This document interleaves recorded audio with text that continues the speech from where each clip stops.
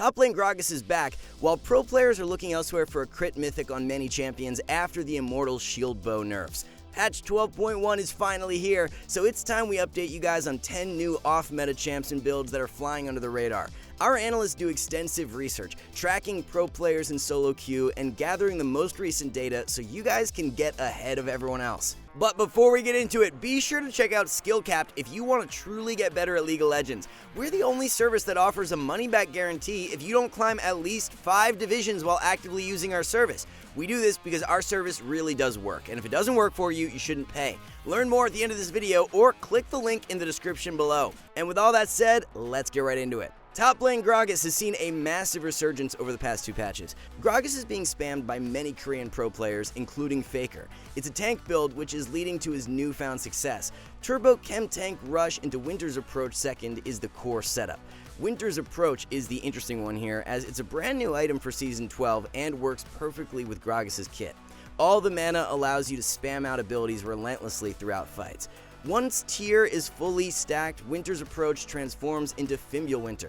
Fimbulwinter passive is the main reason to why Gragas loves the item. Whenever you slow or immobile a target, Fimbulwinter grants you a shield. Gragas has 3 spells combined with the slow from Turbo Chem Tank that can activate the shield, which makes Fimbulwinter such a high value purchase. The reliable engage power from Chem Tank and durability from Fimbulwinter mesh so well and turn Gragas into one of the premier solo queue tanks.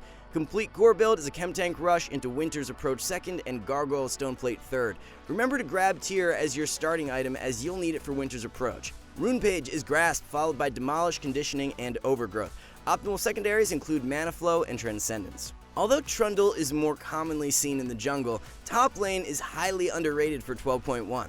The teleport changes are exactly what Trundle wants, as his dueling power is top-notch. Trundle excels in a 1v1 lane where he can constantly go toe-to-toe with his lane opponent. The fact the enemy top can no longer leave lane to find influence elsewhere is a great indirect buff.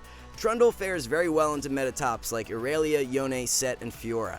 Any champion whose main source of damage is from physical, Trundle can stomp all over. If you're unaware, not only does Trundle Q deal damage and grant yourself bonus AD, you remove AD from the opponent. Especially at level 6, where you can steal the enemy's resists, your dueling potential is off the charts. Compared to 11.24, Ignite is now performing around 2% better than Teleport for Trundle, which makes a lot of sense. Ignite, coupled with the attack speed from Lethal Tempo and bonus damage from Q, allows you to effortlessly win out in early duels. The core build is a Trinity Force Rush into Hullbreaker second and Titanic Hydra third. Absolutely bonkers in regards to how broken your split push power becomes with this setup. Grab Lethal Tempo as the keystone with Triumph, Alacrity, and Last Stand. Demolish and Bone Plating are the go-to secondaries. Diana's play rate has seen a moonshot in 12.1 all the way up to over 14%. Diana as a whole is definitely not underrated, but her optimal core build is. Many pro players, most notably Yosick, have been taking advantage of the burst power from Shadow Flame as a second purchase. You rush Hextech Rocket Belt into Shadow Flame second, and combined with Sork Shoes, offers maximum magic penetration for ridiculous one-shots. Prioritizing this build when up against a very squishy enemy composition is how you'll want to play it. Nashor's Tooth remains a solid pickup into more bruiser or tanks where you'll need that consistent damage to chew through them. The standard rune page is Conqueror with Triumph, Alacrity, and Coup de Grace. Best secondaries are Freeboots and Cosmic Insight. First Strike is also a viable keystone, being played by a select few pros and is great in tandem with the Shadow Flame setup. A hybrid Hecarim build has begun picking up a ton of traction in the higher elos over the past patch. However, it remains underplayed by the majority of the player base. Setup is Chem Tank as the mythic into Manamune second and Sterix Gauge third. At the time of making this video, only 20% of players are using the build. In comparison to Divide and Sunderer though, players are winning at a much higher rate. Hecarim has always been a champion who runs into mana issues due to the constant Q spam, so Manamune completely alleviates that weakness. Once Manamune is fully stacked and transforms into Mirror Mana, you'll receive 77 total AD from the item along with the passive damage amp. Overall, Mirror Mana offers plenty of damage, so you can opt for the tankier Hard Engage mythic in Chem Tank. The mix of tankiness and damage make the build absolutely perfect for the solo queue environment. Instead of running the more common Conqueror, you'll pick up Phase Rush as the keystone for even more movement speed. It's also very key to run Ingenious Hunter and secondaries, as it reduces the cooldown of Chem Tank active. A divergence away from Shield Bow and back over to Gale Force is what we're seeing from many pro players in 12.1. EU Pro Larson has been experimenting with a Gale Force into Fire Cannon setup on his Akshan. This build offers a ton of pick power and offensive capabilities. The one downside is you're lacking the shield proc from Shield Bow, so running Exhaust instead of Ignite helps to make up for it. Although Akshan E is a great catch tool, it's not an instant dash, so having the active from Gale Force provides a layer of consistent mobility. This really helps to quickly dodge out on skill shots and outplay many meta mages like Lux and Victor. Rune Page is standard stuff, as you'll run Press the Attack with Presence of Mind, Bloodline, and Coup de Grace. Optimal secondaries are Shield Bash and Bone Plating. Another Shield Bow user from 11.24, being Yone, is also seeing great success with an alternative build. Koreans in particular are seeing way more success with a Gale Force rush into Bloodthirster second. Bloodthirster does a great job at replacing the defensive power lost from Shield Bow, while Gale Force offers even stronger outplay potential and kill threat.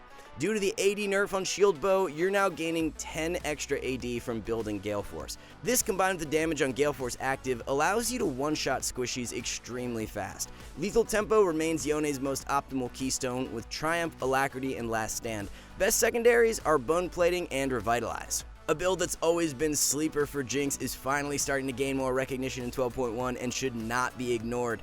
The core consists of Gale Force into Rapid Fire Cannon second and Storm Razor third. Hurricane's second item has slowly been phased out over the past while, as only 10% of Korean ADs are building it. Despite this stat and Fire Cannon performing better, Western ADCs continue to lag behind, as 40% of NA Jinxes autopilot build Hurricane every game. Unless the enemy comp has two tanks that will be grouped together for you to hit in teamfights, Hurricane is not worth the purchase. Fire Cannon and Storm Razor are so much better for solo queue in the majority of games, as the long range and slow allow you to be way more self-sufficient. Relying on your teammates to save you from dive champions is not the best idea, so if you're building Kraken into Hurricane, you're going to die way more often. You gotta be able to take matters into your own hands, and that's what this build full of utility allows you to do.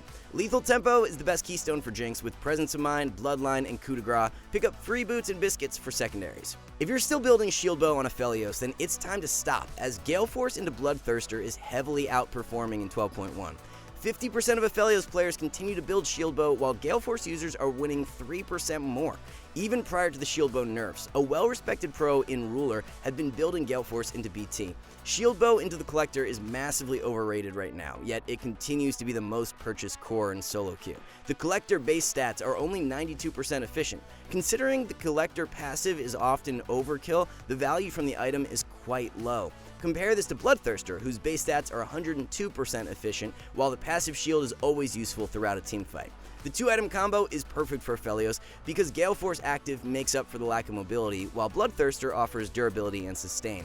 With Shield Bow and the Collector, you lack the mobility aspect, which makes it suboptimal in comparison.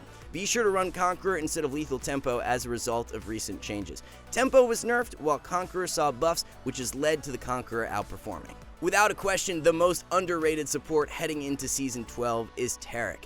The addition of Winter's Approach has been the leading factor in Taric's rise, as he's always ran into mana issues but never had a great item to compensate.